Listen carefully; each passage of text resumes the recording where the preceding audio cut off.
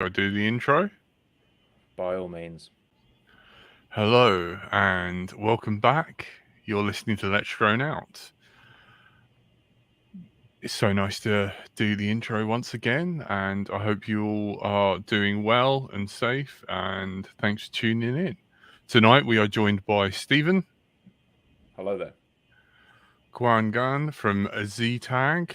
I hear that you are uh, working on a laser tag system for quads. Is that right? Yes, and that's actually one of many things we've done research and this is one of many branches, but I'd love to dive deep with you guys on that. No worries. And I'm Jack, right until I fly. Let's Welcome start back, the Jack. show. Yeah, I don't know how long I've got in me, but Jack's running on an empty tank, so our viewers will Okay. have to excuse him if he needs to step away. But yeah, let's dive in. You've got a whole bunch of stuff on ZTag, or I guess ZTag, hailing from Yeah, America, as you do. American English, we call it Z-tag, but you could call it Z-tag. That's cool too. So you want to kind of explain where it came from, because it looks like this has been a long and winding path to get here. Absolutely. I've only been working on it for about 6 years. And prior to that, my lighting company, you see the logo in the back, we've been in the themed entertainment world for the past 13, 14 years now. So my first company was actually a lighting company for theme parks. So we design interactive technologies that go into all major parks across the world. And because I was working on these interactive tech, it kind of spun off into uh, this piece of gear where I could actually get the guests to interact with the show through infrared. And the initial product was actually this gagged flashlight you would walk through a haunted house with. So you think it's a normal flashlight, you're pointing at different Yeah. objects, but we can actually shut it off right before we scare you. We're Oh, using nice. infrared beacons inside the walkthrough to trigger the effects that are in the lights. We can turn them off and even have it vibrate in your hand. Um, And is the flashlight triggering like jump scares and things it itself can then? too, yes. The second version, it also beacon outwards. So in some scenes, it's almost like a shooting gallery where you point it at an object, it will get the thing to pop out.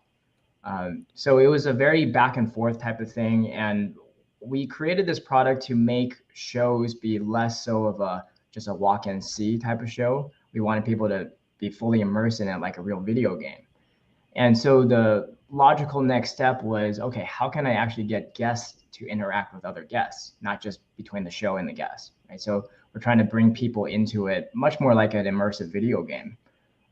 So over the years, we developed the next product, which was a zombie tag product, and that's actually where the Z originally came from. Hmm.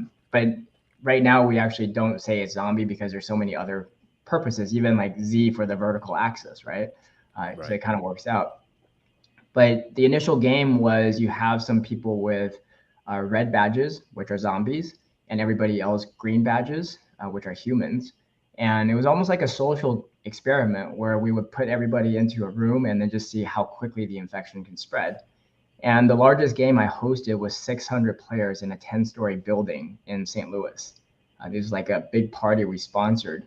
And let me tell you, like within 10 minutes, everyone was infected. Everybody was red.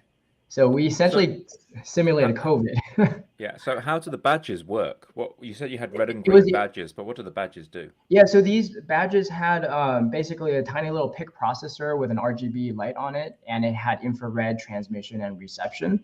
So just really simple. It was like a bare bones circuit board. You might be able to even just, if you look up ZTag on Google, you might be able to find some of the old badges. And they were sold really cheap. It was just basically a printed circuit board with a little sticker on there. Um, and it was like a trade show souvenir we would hand out.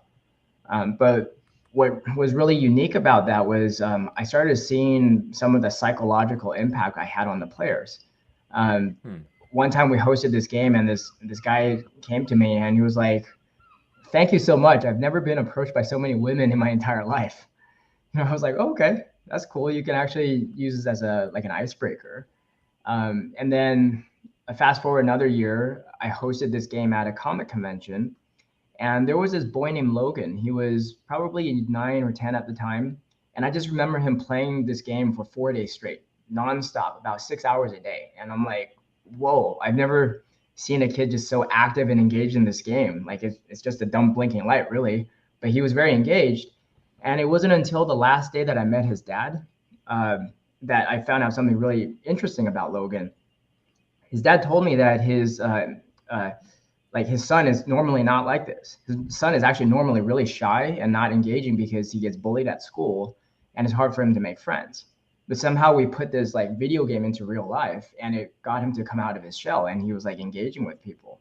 And that was kind of my aha about 5 or 6 years ago. I'm like, wow, okay, if it has this much impact, I think we have the potential to really bridge the digital world that kids or other players already love with a really physical and social type of game. So we started diving deep into developing a much more robust version of it. And then fast forward to COVID times, which meant no more face-to-face interaction. I personally was always interested in drones. And so I was like random spitballing, like what can I do to like make something interesting? So I ended up sending this version of one of our latest products to Rotor Riot. I'm like, hey, what would happen if you just strap this to drones and see what happens, right?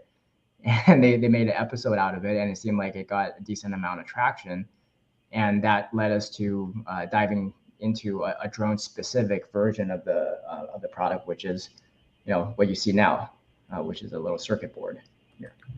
Okay, so that's gone from being, it looks like an armband with the ZTag human version, almost like a large wristwatch that you stick to an arm, and I'm guessing it just fires a constant stream in the forwards direction or all around the person or something? Yeah, it's basically like, we call it gunless laser tag because it essentially uses similar tech as the laser tag, but by removing the guns out of it, you're no longer trying to aim and shoot an individual, you're just trying to get someone by proximity.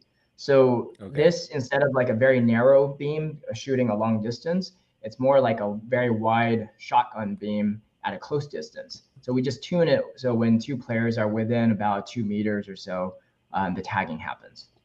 Okay.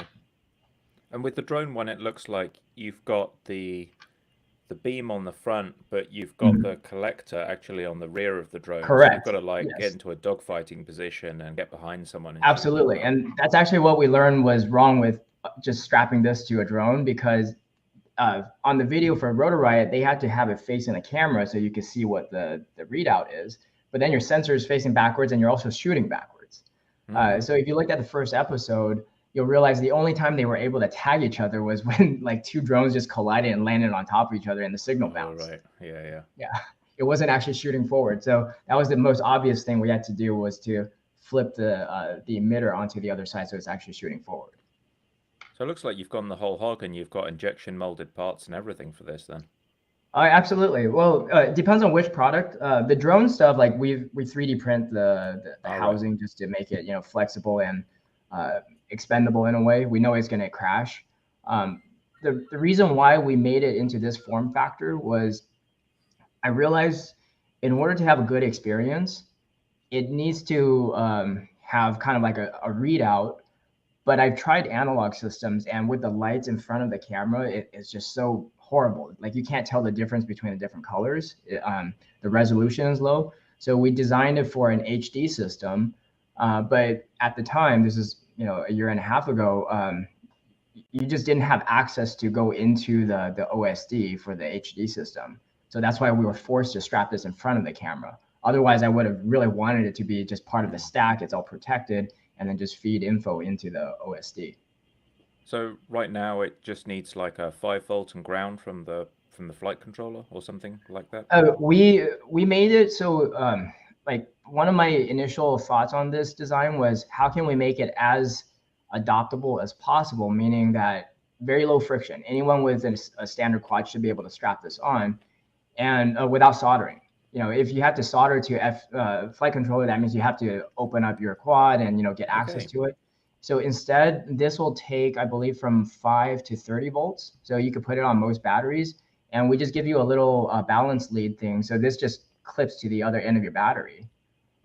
Usually you got a dangly loose balance lead anyways from your. If you could just give us a close up on that one. Yeah. See what you see, because it's an audio podcast. So we have a device with two holes that looks like it screws onto, is that the front standoffs or rear standoffs?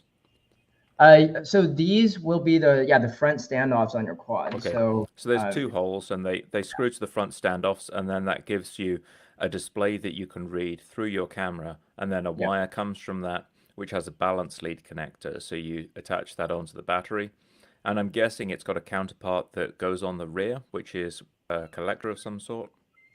Or is that well, just the one actually, thing? no. It's all in one. built So in. the receiver is on the backside of the circuit Oh, board cool. facing Okay. down. So that way, for the most part, it's pretty exposed as long So as that's there's a just drone two from screws behind. to fit it then. Two screws and attach to the balance lead and you're off. So Yeah. people could arrive at a match and not even have this pre-installed. They just need to take out 2 bolts underneath the front 2 standoffs, screw That's it onto correct. the bottom of the front 2 standoffs and a 5-inch, and off they go. Yeah, it takes about 5 minutes, and actually the installation is not the most time consuming. It's more coordinating the pilots to launch at the same time to play the game. Okay, so how do you coordinate that? How do you track scores and stuff as well? Well, the scoring is actually stored in here. So this is very similar to Mario Kart. So you have 5 lives to start instead of 3. We found having 5 lives makes it last a little bit longer.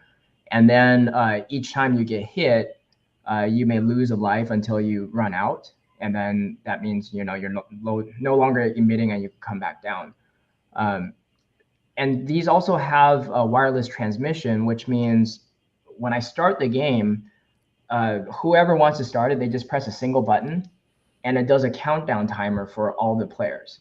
And on the countdown, initially you'll see the lights kind of blink sequentially, and just kind of like your starting timer for a race. Yeah. And once it goes to the bottom, it does a strobe. That means everybody's time to take off and start getting into the action. Okay. And do you have any kind of scoreboard or anything for bystanders who might be spectating? I've done it in prototype. I don't have it as a product. This system, it does keep score. So once you land, you could look at the blink rate for the score, and it'll tell you how many hits you've had. But it's certainly transmitting that. And so in R&D, I basically reprogrammed one of these since it has a display to actually show the scoreboard. What is that? So this is our human version of the game, which is... And that's got a better display. Yeah, it has a display. It has the same chip, so they could talk to each other. And so I just repurposed it to actually give me a score readout. For audio listeners, the human version of the display is like a small project box with a screen on the front and 3 buttons. There's an armband attached on the back, so someone can wear this on their arm. And it looks like you've got a pretty decent little OLED or LCD screen on the front. Yeah, it's just a standard 2-inch LCD screen there. Excellent. Okay. So any plans to release that as a kind of adjudication device? That's much further out, just because I don't see an immediate product market fit yet. Like, Can I do it? Yes. But is it worth my time to do it? Currently not, just because even this product, it's very low volume in sales. It's more of a side project. Just being completely honest, because my main focus is actually getting the human system out. In fact, I'm in the process of raising capital to turn this into a consumer product. So my main focus has been the human game. The reason why I've been very fascinated with this is actually, so I'm a technologist. I'm kind of looking at long-term trends. The long-term trend is video games are going to come to real life, right? You've seen, Ready Player One is going to be like an eventual scenario where you have that kind of level of AI or augmented reality, AR. Yeah. But one of the things to do that is if you have co-located people running around, whether they're running around or flying a drone, high definition wireless video transmission, low latency is going to be very important going forward.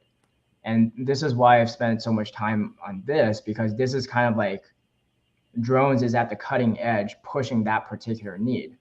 Video games haven't currently pushed that need because people are perfectly happy staying at home playing on VR.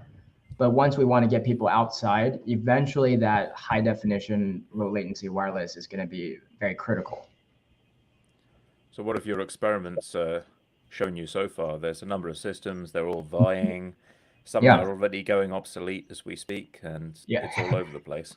Yeah. So, you know, I'm not in the market to develop those systems because I think it's an eventuality somebody will.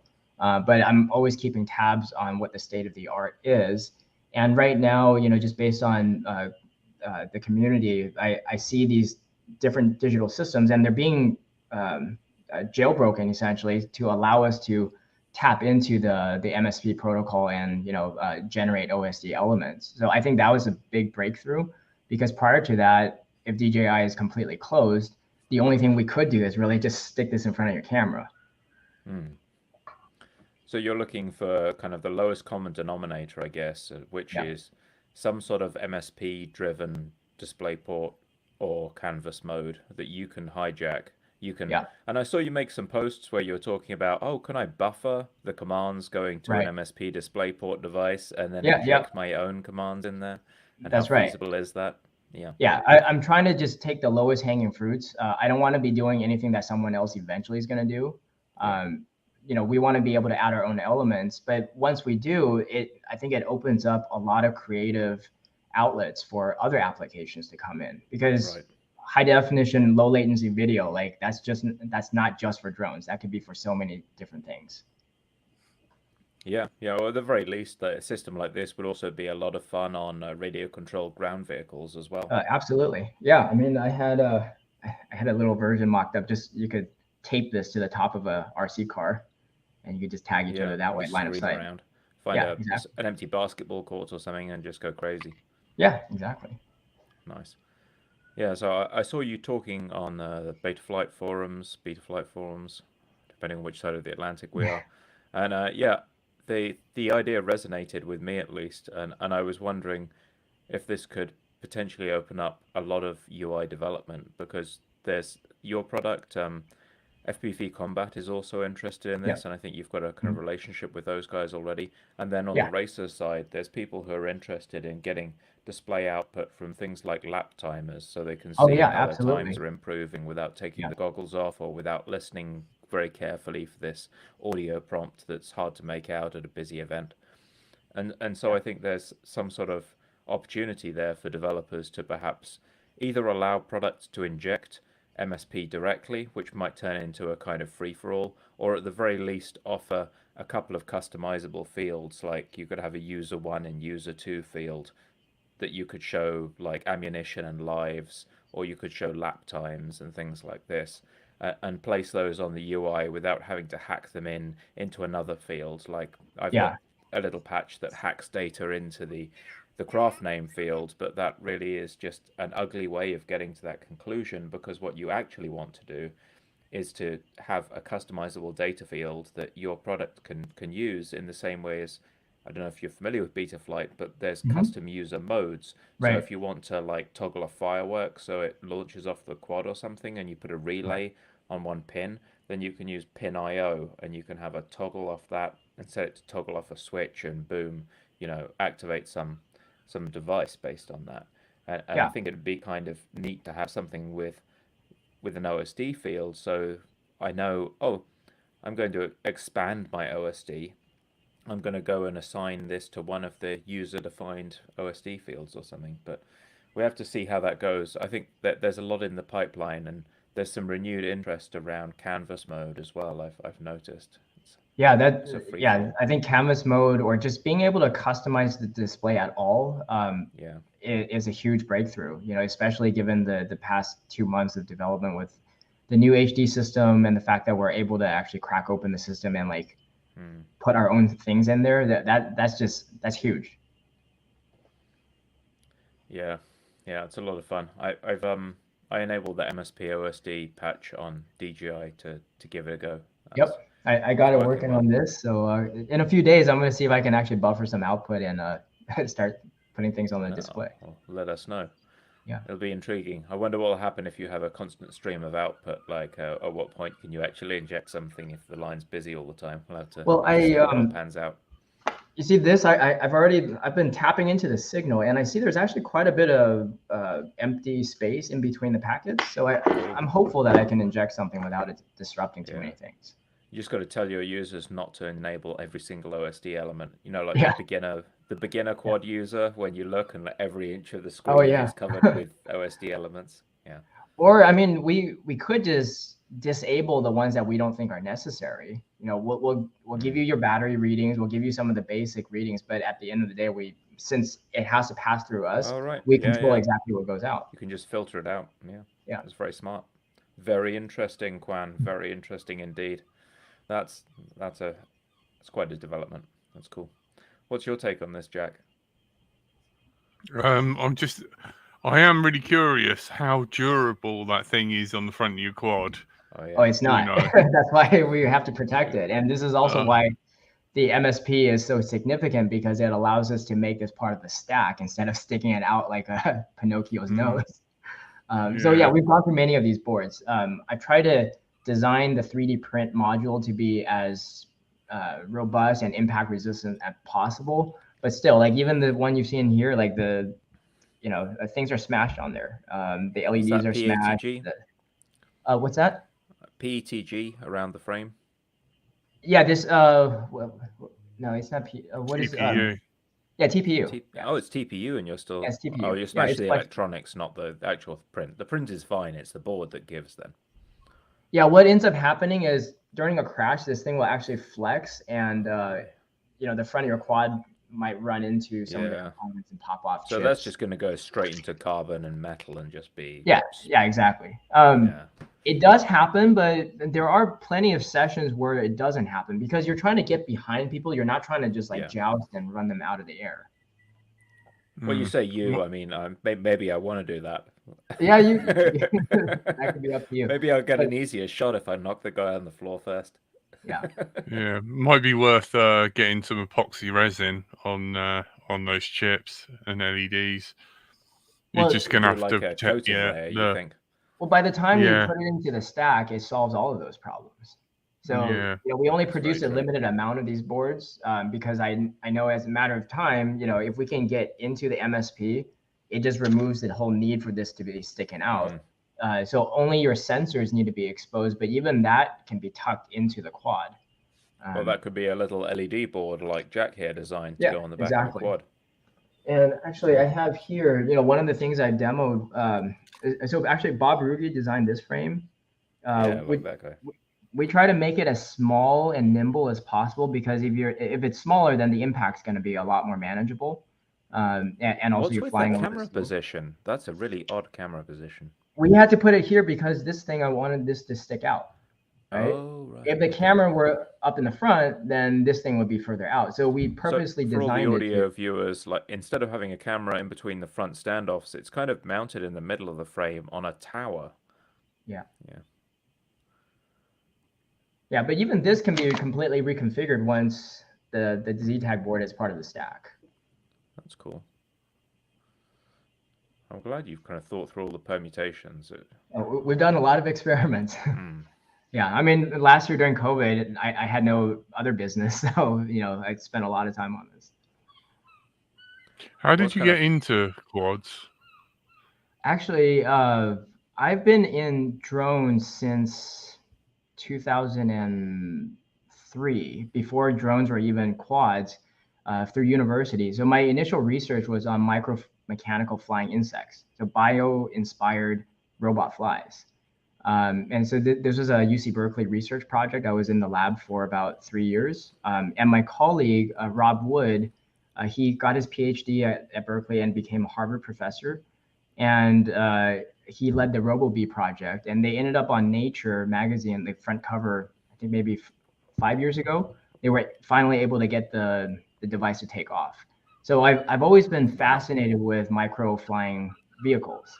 And then fast forward to 6 or 7 years ago, you started seeing that coming into the consumer space, and I started seeing the vantage point of the camera being able to go through objects that your normal cameras wouldn't, and you get an out of body experience. I'm like, hell yeah, sign me up for that. There was a question from Wild Hogs. I got it, Stephen. Don't worry. Oh yeah, you've got it.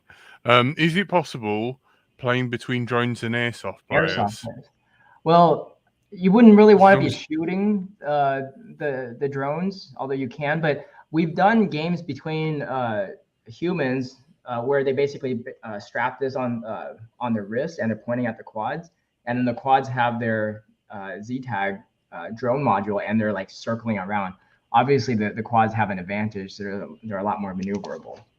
I guess if the airsoft player had some kind of infrared beam attached to the gun, they could Yeah. do something like that. Maybe they get more range but more precision, Yeah. which suits the human player, and the quads are much faster, so they could just be screaming around and, you know, Yeah. circling people. Oh, hey, I see Mateo in the chat. Hey, Mateo. Yeah.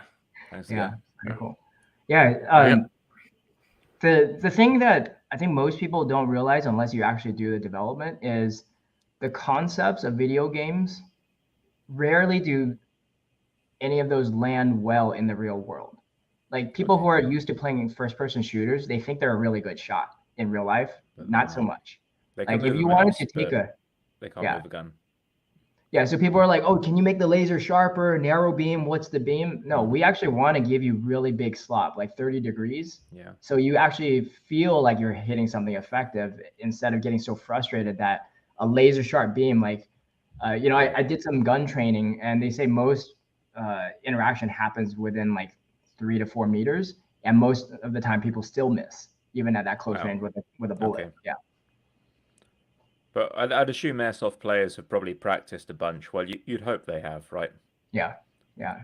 No, it's the thing about this is, in order to get it adopted by a lot of people, we have to make it very low friction for the adoption and the gameplay. Just putting it on the quad is not the only barrier. It has to give you a very good immersive experience and a good fun experience that is relatable to video games. But since it's real life, there's a lot of real life considerations that most players haven't even thought about. What type of areas work best?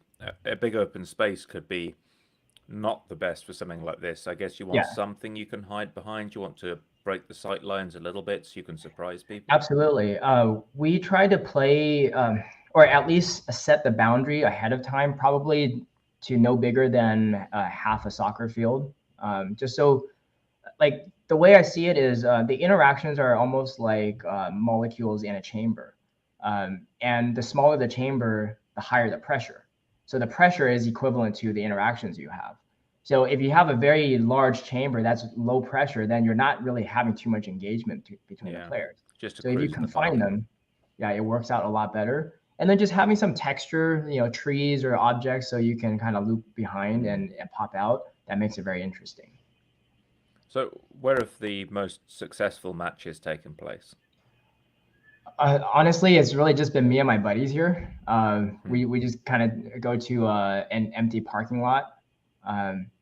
And you do need an open space, especially for new players that haven't been like so tuned to maneuvering in tight corners. So you want to give them places to, like, you know, just punch out and go high. Yeah, so actually open space tends to be the most forgiving, because yes, it might seem nice to have a lot of texture and things to go through, but if the worst player out of your group ends up just crashing and being out for most of the game, then you actually kind of lost the engagement. Right. And do you always play on 5-inch? You showed us a 4-inch kind of lighter quad there. Is that more suitable, do you think? Well, I think 5-inch is the most common, so that's what we designed the 3D print files for. But ideally, I want to make just a ready to fly that is completely, you know, integrated. Then you can just buy a whole bunch of these and start playing. Because the thing is, when you start strapping this onto other people's equipment, even though we try to make it low friction, everyone's equipment is still different. So there's a lot of finagling happening right at the field, versus if I had all of these ready to go, here's one, just sit down and fly, it's a lot easier. Sure. Okay, so what's the smallest quad you've flown it on then? What do you think is the ideal kind of park flyer? The smallest the smallest is not the most ideal, just because of the payload. It becomes pretty heavy. I've done it on a A85, I think. There's an iFlight HD. Yeah. But it's very, you know, just slow and wobbly, but that means other people need to be flying the same things. But I suppose if you've got ducts on it, that's even better for beginners because they can Sure. just bounce off stuff without mangling the props.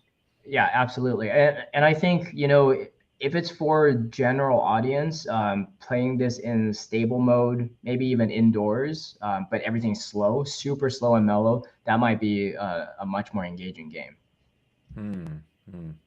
Yeah. So someone's here's mentioned these. I've got this image of doing it in redwoods and having the epic Star Wars music in the background, the classic Totally. speeder bike scene, of course. Totally. Could you kind of encourage people to flow around a track and do a circuit while they're doing this? We've done it before, yeah. Actually, Johnny 5 has done that with his squad. So yeah, so imagine this: if you're doing a regular race, you're still trying to win the race by being the fastest around the laps, but we're going to add an additional challenge where you have to be alive. So that means you can't lose all of your lights. So imagine if you're taking the lead, you're actually also the most vulnerable because somebody can get you from behind. Exactly. So now there's some strategy of who can cross the gate and still keep all their lives. You got to hang back and then shoot the guy in the lead and snatch victory at the last second. Certainly, that could happen. Yeah. Excellent. So Matteo of FPV Combat's saying he's still trying to figure out how different FPV pilots could join the same experience. And he's thinking about both drones and fixed wing pilots fighting together, which are two totally different craft. A lot of fixed wing craft can easily top 100 mile an hour. They've got the speed, but the turning circle is gigantic. Whereas drones, a bit more like flying gun turrets than fixed wing. I see, like in my imagination, my wildest imagination, I could see all different classes of drones or even tanks or things on air, on the ground, fighting each other in this epic battle. In order to do that in real life, it's very difficult to coordinate that many people. So one of the experiments I started doing last year, and this is just purely to see maybe this is a better way to get people to adopt it, is actually using simulators. So actually building an environment in sim, building the vehicles in sim, and then allowing the tagging to happen in sim to actually simulate, hey, is this even a good game before I try it in the real world and build it into a bunch of hardware? So you can understand like how the beam widths and the emitter strength play off against each other when you're going fixed wing versus drones. And just testing game balance and game mechanics, it's way better to do that in sim than put it into real life. And you have to call up your buddies, make sure they're all charged. You got to manage them, and they got to get there at the same time. Like there's a whole bunch of real world things. You got to tell them to all flash a specific firmware version before they get there. Pretty much, yeah. All of this stuff, right? It's like herding cats, right? So putting it into a sim is a much easier controlled environment where you can actually do the real tests for the gameplay.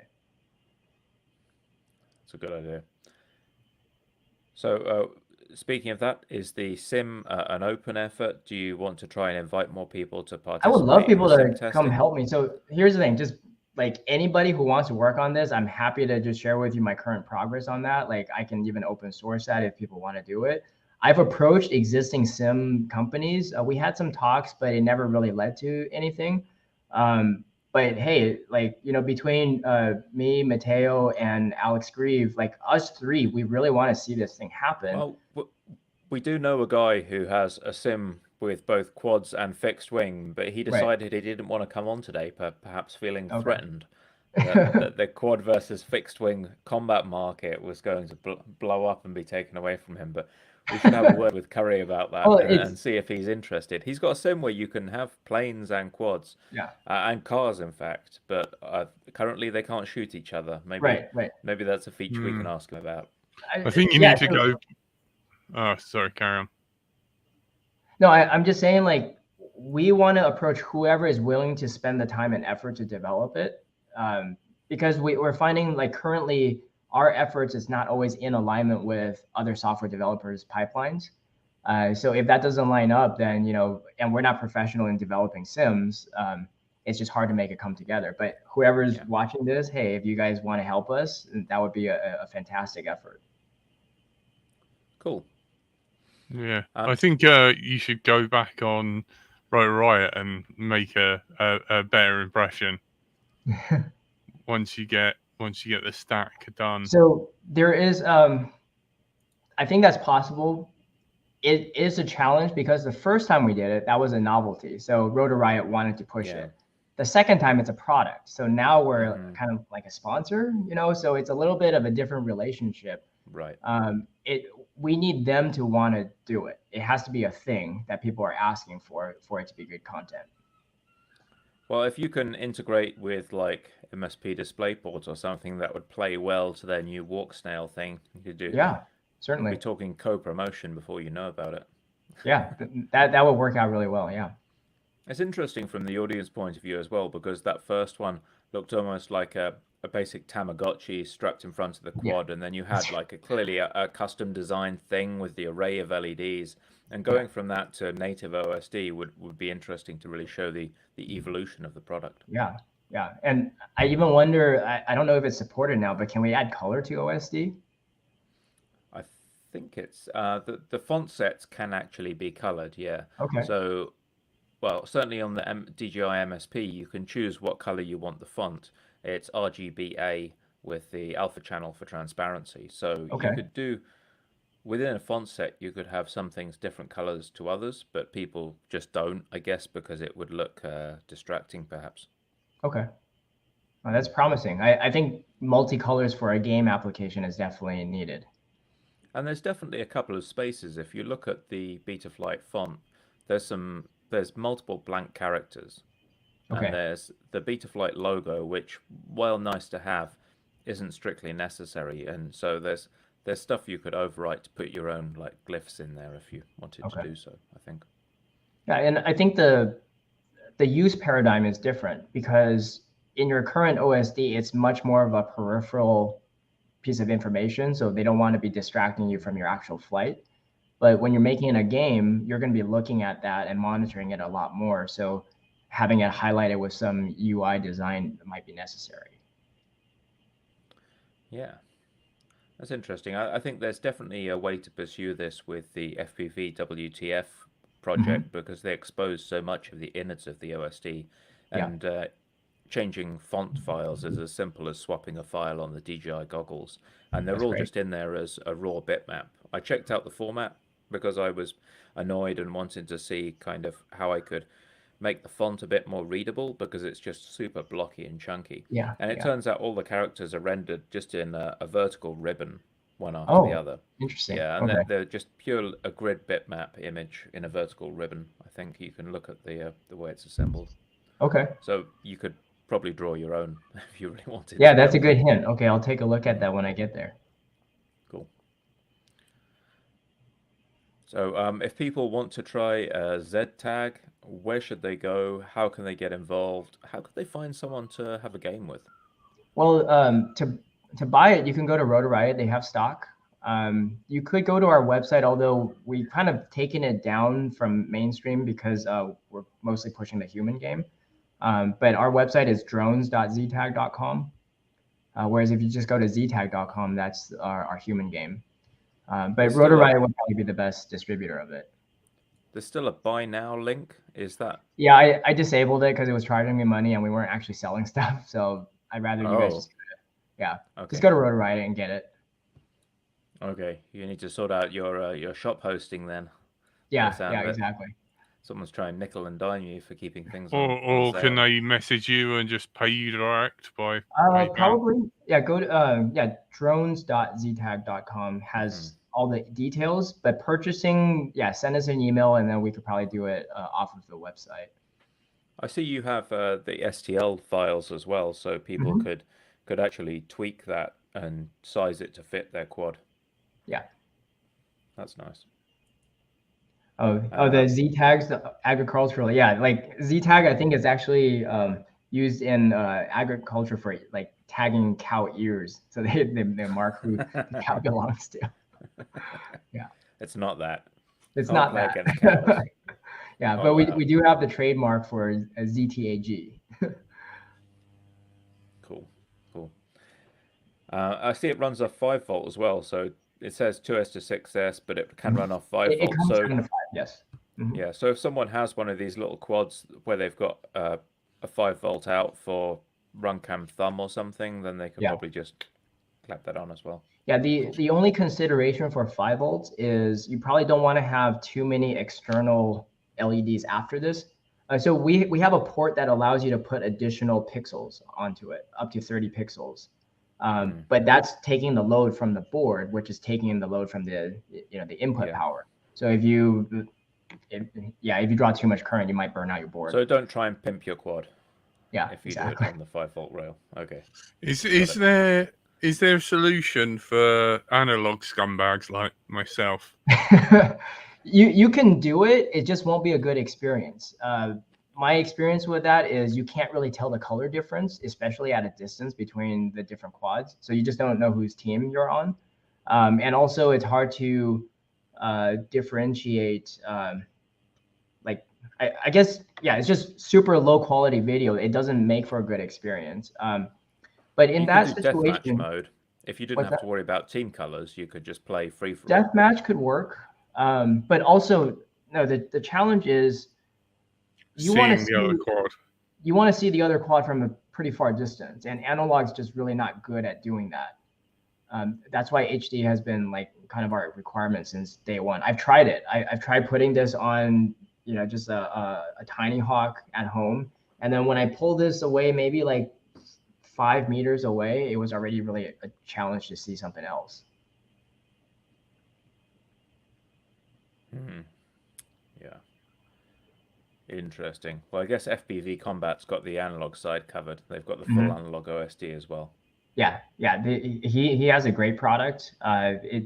It's a slightly different market, and the gameplay is quite different too, because you're designed to hit from a very far distance on another fixed wing, versus ours is much more closer in proximity. So there's this joining forces statement that you've got with FPV Combat and video aerial systems as well. Can you tell us a little bit about that and what you're running? So I think in order for us to move this forward, I really believe the people who are actually pushing the technology need to come together and work on a unifying theory behind it, because that will give us more influence on the design decisions and also consider all the potential applications that could fit in under this umbrella. We're kind of doing each our own thing, but we have similar interests. And so if we can combine as one, and also I believe the brand ZTag is pretty strong. It's something like as a marketing vehicle, it's easy to share that with people and have them come to a single brand with a 4-letter.com, right? So once you have that, we can approach people and say, hey, look, everyone in the space is already adopting this standard. Do you want to add this to your thing? Versus, just one random company is asking you to add a feature. Like, who's going to listen to us? Right. I should point out, I guess, that video aerial systems also have, looks like they've got some patent on it, and they've got an ACE combat system, which we hadn't featured, but appears to be broadly similar to FPV combat. Yes, and analog system. So Alex Grieve owns the US patent for basically a laser tag system where once you get hit, it affects your servo controls or some kind of controls to your vehicle. Okay. Yeah. So he doesn't have OSD then? He doesn't have OSD. But his basic patent is saying, once you get hit, affect the mechanics of your vehicle. Right. So that's a key component. Our product actually doesn't infringe on that patent because it's an external product and it's strapped on. It has nothing to do with the actual flight characteristics. But we all see each other having really beneficial technologies that should be combined into an overall unified system. Yeah. If you take all 3 small communities, you've got one bigger community. Exactly. Put it all together. Yeah.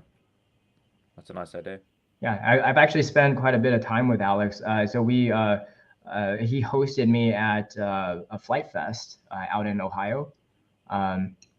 So me and my son went there, had a lot of fun. We were sleeping in his camper, so we got a lot of time to chat and talk about the future of this thing. It looks like you talked about a virtual ball that can be passed between people. So is that going to be capture the flag? It can be. It's basically the essential elements of capture the flag, and this is something that came to me during testing. So, you guys were talking about being spectator friendly, seeing the score. Well, at the end of the day, if you just have a bunch of random quads flying around and tagging, it just looks like a bunch of like gnats, like chasing each other. It doesn't really tell a story or have anything for you to follow.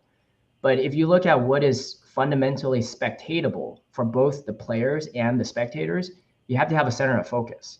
And that's essentially the foundation of any ball sport. The reason why you have a ball, a physical ball, is everybody's eye is paying attention to that one central object. And so by having this virtual ball instance, you're allowed to have, the center of focus from both the spectator and the players talking about the same thing. And that also makes it a better, it makes it better content for you to live stream, right? If you have random objects just flying around, who's going to commentate on that? But Right, if you because have there's no narrative that you can talk about. But exactly, if you've got a quad A has taken the ball from quad B, and right, quad C's taken the ball, and he's over the line, and he passed to D, and D crashed, yes, and C's got it back, and suddenly you've got something you can talk about. yeah, I see. we can basically create Rocket League in real life with drones. That's a cool idea. Yeah. So you wouldn't see the ball, but there would be some kind of LED or marker on the quad Right, that's going to say this quad has the ball. exactly. Okay. And you get the ball off by shooting that quad or by Yeah, getting you tag that ball. So if you have the ball, you're flashing, everybody sees you're flashing. Your opponent gets behind you and tags the ball out of you, so you stop flashing and your Right. opponent starts flashing.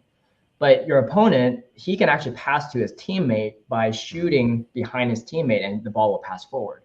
So That could lead to some really interesting yeah, dogfighting as well, because absolutely, when you can someone's fly being full shot, the incentive would be to immediately like flip back and try and immediately get behind the yeah, person who shot them. absolutely. Yeah.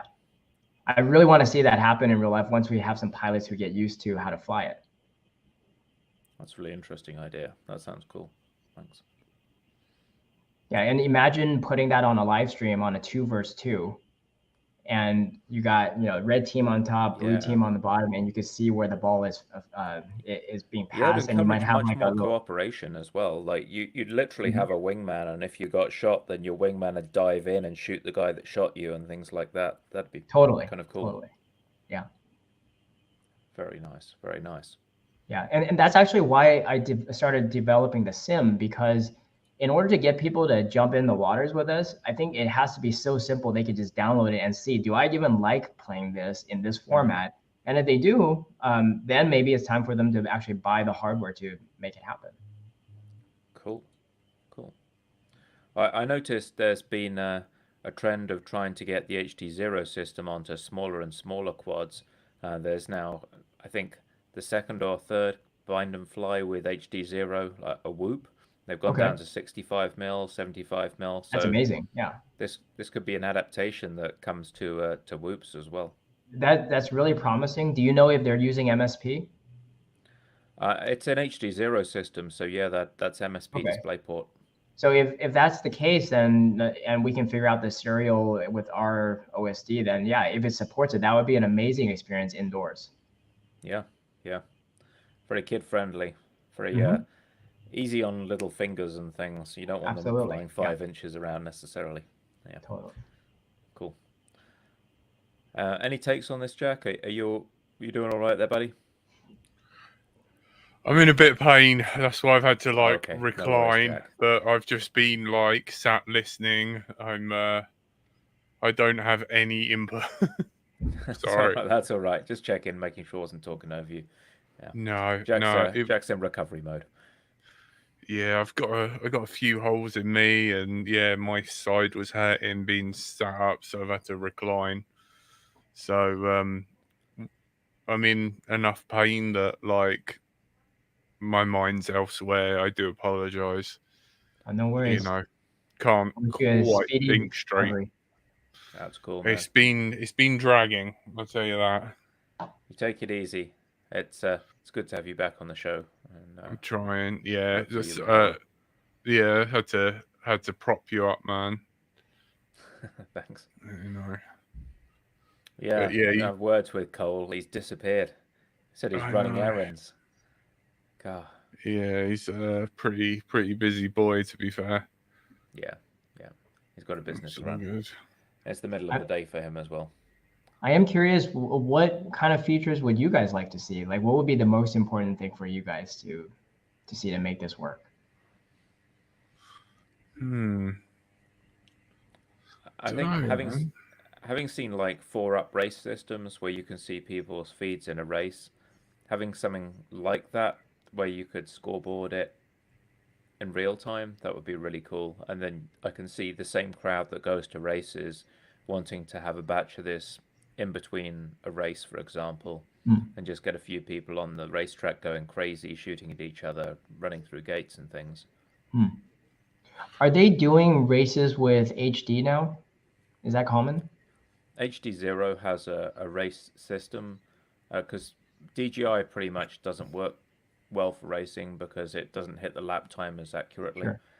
But HD0 released a tuner board, which is 4 tuners in one, that lets you do a 4-up on 4 video feeds from HD0. And I think that seems to be gaining popularity. Very cool. Yeah, I could totally see even just like a race specific OSD that can give you the lap timers you're talking about. Yeah. Yeah. My only request is because I'm it's a truly demented request because I'm a big Resident Evil fan, like Resident Evil 1, 2, 3, 4's all right. After that, nah. But I'd love a blood squib to like blow in your camera, you know, that can happen. Fake blood, you know, just gore it right up. Oh, we could block your feed if you get shot too. Yeah, that's it. Like, you know, you can no longer read when you're infected. All your characters are messed up. Oh, that'd be cool. You know? Or squibs on the actual pilot. Yeah. Just I think they were talking about electrocuting the pilot last time with FPV combat. They're like, we'll just give the pilot a small shock. It'll be fine. So that score reader I had that I repurposed this on. So if you have this on your arm, it has a motor inside. So every time you register a tag, you can feel it too. Oh, that's a nice idea. Nice. So that was like an offset spinning motor? Yeah, exactly. It's like just one of those like a phone vibrator. Yeah. You should put like a small worm gear motor that tightens the straps slightly. Until your arms fall off? Well, no, it's not like a tourniquet. Oh, yeah. Which aspect of this is child friendly? The possibilities are endless. We just need enough people to want to do it. Any questions? Any suggestions or feature requests in the chat? Just let us know. We're competing right now with Team Failsafe podcast. They're streaming as well. Yeah, there's a lot of our regulars over there. So yeah. I know. So we'll I'm surprised Failsafe has any quads left. I think he's flying around concrete ruins in Croatia somewhere and seems to have smashed a couple of them into quite small pieces. We should do it together then. Yeah, I'll have to have a word with Failsafe, get him on the show after his little adventure. We've got FPV Drone Fest coming up for people in the UK as well. Just a couple of weeks till that. So grab your tickets for that. Be meeting up with most of the LDO crew, and also Failsafe and company will be there as well. So it promises to be a great time. Lots of opportunity to meet people IRL. Yeah, and we've got our 7-year anniversary on the 17th, I believe. Yeah. So yeah, we've been going for a very long time. Obviously, we didn't start with like flying insects in 2003. You know, you're going to have to tell us more about the flying insects sometime. That sounds fascinating. Yeah, I'll send you some links. It's amazing. Like, I think 5 years ago, they got it to take off finally untethered, because normally the battery was actually one of the biggest things. That, they didn't want to deal with the payload. So they just had like tiny little gold wires hang off of it so it could fly on its own. Bond wires? What's that? Bond wires. I think so. It might have been just really That's tiny wires because expensive. they wanted to decouple the power system from the flight system. So they got the flight system working. And then what got them on the Nature magazine cover was they basically put tiny little solar panels on the bottom and they blasted it with the Wow. equivalent of 3 suns worth of energy on that surface just to get it to take off. Oh yeah. That's cool. It's a very cool little device. I'm fascinated by ornithopters. I own a bunch of quads, and I've always wanted to own an ornithopter, but most of them look like ugly pigeons. I'm waiting for when we can get a real nice ornithopter. I like the. Did you ever see? It was an old RC groups thread, but some guy built a. You used to be able to get like this realistic looking bird foamy, and he made it in such a way that it looked like an actual seagull. And he was out flying it, and other seagulls would attack it. Oh wow. But like I remember, I wish I could find it was an old thread that me and Dan Upton, is a guy I haven't mentioned on the podcast for ages about, but we were just like, man, if we had that, we would get it to like poop on people, get some mayo, just just like surreptitiously. Well, it's harder than you think to aim well and hit someone. Well, especially line this of thing sight. will be crammed with mayo, like the payload. You're gonna need a really good targeting system. You'll probably need FPV or something. Like doing a line of sight. Quick tangent, but when we were at Flight Fest, they every 2 hours they send like 200 fixed wings up in the sky and just ram each other. Oh yeah, the FPV combat. Yeah. So they do that, but like it's surprisingly hard to get 2 vehicles to actually collide midair, right? Well, so if it's just you and your mate, and you have 2 planes and that's it, they magnetically. But as soon as you get anything more like 3 or 5, and you're deliberately trying to hit each other, it all of a sudden becomes impossible. Yeah, it's very difficult. But just aiming in general, because you don't have that sense of depth, is very hard. So if you want to poop on people, that's a non-trivial challenge. Well, I think if you could do a strafing run and you just start dropping mayonnaise, a stream of it, and you just basically line it up, left, right, and you just go over someone's head. Yeah, the idea would be to do a beach run along the beach and just crop dust in such a manner, like a sort of like bombing run. But then, I was thinking like, will we get in trouble? If someone's allergic to it. Like, should we use egg-free mayonnaise? A lot of 21st century considerations. Yeah, but really. Then they stopped making that realistic model. You got to be dropping gluten-free organic mayo. Right. Yeah. I followed a thread, another really long one in RC groups. There was a guy in Japan who was building just tons of handmade ornithopters, and he got them looking pretty good, but they were kind of eagle-sized things. I really wanted one, but such a long time. When you have stuff in that scale, that flies completely different from a microflying insect. Oh, right. Yeah, because when they were testing for bees, they're like, initially, these should not actually fly according to traditional aerodynamics. Like, why is it able to fly? And the Reynolds numbers are very different when they're at that scale. I think I saw a note in the article you sent over saying that they increased the thrust by upping the wing speed from 170 hertz to 270 hertz. So that thing's going 270 times a second. Yeah. That's just crazy. Yeah, very different. You're not using Bernoulli's principle to keep it afloat anymore. They've done a scaled model with the same Reynolds number, which is like essentially the. So Bernoulli's principle is that there is kind of a skin of air over an aerofoil surface, right? Right. And in this one, it's more like the wing is so. Well, the air at that point, when they're so small, the air has so much inertia compared to the actual wing that it's more like swimming through molasses. And it's like you're in one of those kids' ball pits. Yeah, exactly. So the wing actually comes in with like a 45-degree angle of attack, flip over as quickly as possible, and sweep back with another inverse 45.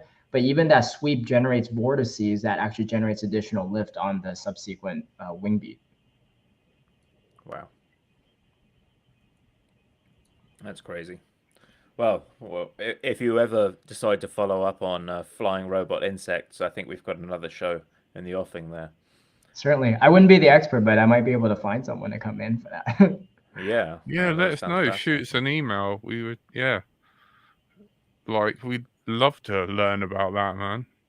Yeah, I mean, that's kind of one of the precursors to modern day drones because, back then a lot of this came from military research for search and rescue and reconnaissance. And drones at the time probably were still on the order of like hundreds of thousands of dollars to develop because the sensors weren't available. You didn't have the accelerometers with that kind of high response rate. Digital, your processors weren't even that fast to do the control loop. Yeah. So you had to rely on auto-stabilizing wing devices. Yeah. Yeah. So a lot of different industries pushed the boundaries of their technology to enable modern day drone flight. Very interesting. Well, we delve into the history of drones fairly regularly here, and I'm sure when Jack's feeling in good form again, we'll maybe get Frank and others on, and we'll go back over exactly why we ended up with quads the way we are today, and we'll ask the question once again, wasn't it all better when people were taking apart their Wii remotes and using Arduinos? Yeah, I know. Yeah. And using plane parts. I mean, I remember I had to push the shaft through the outrunners in order to have the props on top. Oh, okay. Yeah. Yeah. That's the level of insanity that I had to go through. Right, that is unfortunately all we've got time for. Thank you, Quan, for being a guest on our show. You've been absolutely fantastic. It's been a pleasure talking to you, man. Thank you so much. I wish you all the best in your human ZTag quest, and I hope that goes well, and then we can kind of, get the quad side of stuff up and really sort of like have fun with that. Oh, certainly. Yeah. I really look forward to that. Yeah, and I'd like to say a massive thank you to Stephen for keeping LDO going and finding loads of guests. You've been working so hard behind the scenes, man. Thank you. Working hard or hardly working. Yeah. It's been a lot of fun. Thanks for Quan for coming on the show. Great to hear from you. Happy to be here. Thank you. Yep, so you've been listening to Let's Drone Out. We're live every Thursday at 8 p.m. on UK time, GMT. We're GMT +1 now because we're BST, British Summer Time. Sorry about that. That's my mistake. You've been listening to Let's Drone Out. It's been supported by our lovely Patreon so that we are completely impartial. We can say what we want. And everyone who tunes in, thank you guys. Our host tonight has been Stephen. Cheers. I've been sat in the corner, Bright to the Fly, and our guest from ZTag. Everyone's been wishing Jack well, so get well, Jack, and I hope you feel better. Thank you. Got a doctor's appointment first thing in the morning. And thank you for coming on, Quan from ZTag. Thanks for having me. Cheers. Thank you, guys. Good night.